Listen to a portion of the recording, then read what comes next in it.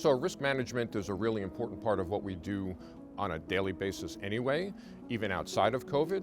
Certainly during COVID, we had to quickly respond and put different risk mitigation strategies in place, whether it was regards to supply chain and making sure that we got what we needed. We were very lucky in New York City because we were such a big buyer. We had some muscle to be able to get things that maybe other districts took a little longer to get. Be that as it may, with COVID specifically, risk management, we really rely on the health professionals to be able to give us the guidance that we need. Because as the health guidance changes, the facility manager has to change with it.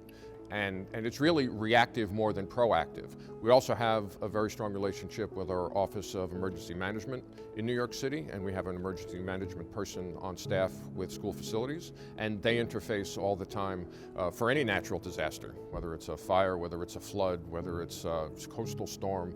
All of those things create their own pressures, and the planning we have to do on the front end to make sure that we have something in place and we don't have to think about it when those things occur. We can just go out, implement the plan, and do what we need to do to make sure people are safe.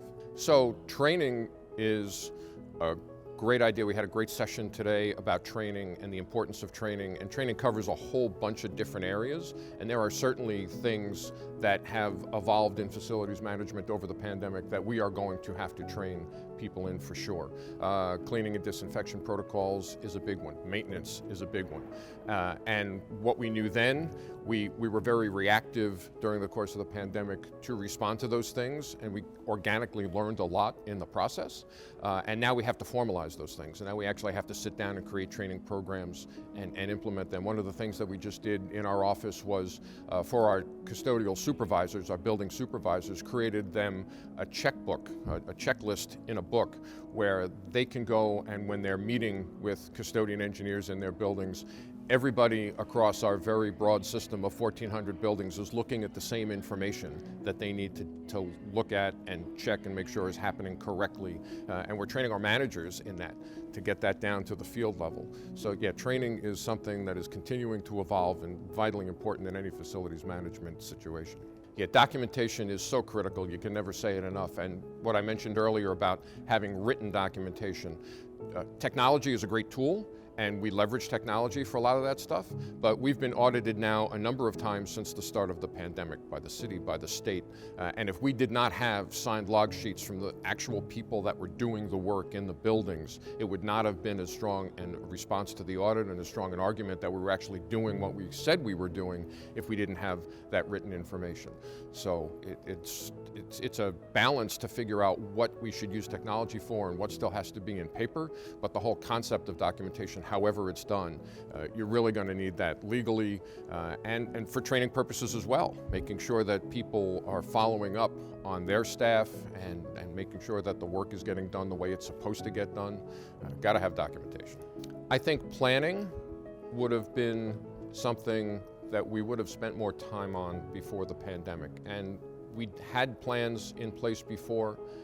We had pandemic plans in place before, and clearly what we did was not in anticipation of such a major pandemic like COVID. And I think we now need to go back and look at that, and we had conversations with my boss this week about making sure that we take what we learned, document that, update the plans that we had, and think a little bit more forward, and including the right people at the table for that, making sure that the health professionals are there, making sure that the emergency management people are there, and collaborating on what that looks like. Because I think before, when people were putting pandemic plans together, it was abstract, and people would think about it, oh yeah, the 1920s, the Spanish flu, that was really bad, but we've never seen that in our lifetime. Well, now we did, and now people are really understanding about how important it is to be able to respond, to think the unthinkable and plan for that, as opposed to what maybe would happen, but not putting in the time and the effort and the resources that they need to. I hope students today recognize the value of a career in facilities management. We have a very robust training and internship program for city high school students, career and technical education students in my office, where we actually pair students up with skilled trades, with custodial engineers, with energy managers, with engineers, and show them that this is a career path for you, and you don't necessarily have to get a 4-year college degree and wear a tie and a suit or a pantsuit or anything to be successful. And that these jobs, I had an interesting conversation with my boss who's relatively new to the organization. We just had a mayoral change in New York City, and she said that she continues to get pulled back into public service because it's the one place where you really can make a difference. And the work that my staff did and the people in our buildings did over the course of the pandemic really had a real impact on not just the students and the staff, but everyone in New York City.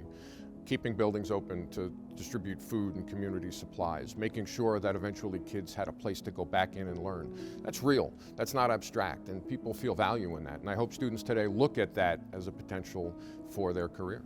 I just want to thank you and NFMT for having this conference. It was great to get back and see people and actually collaborate in person, and it's something that I hope we get back more to, but this was for me a first step to get out to my first conference, and it was really fulfilling and meaningful, and I appreciate that. Thank you.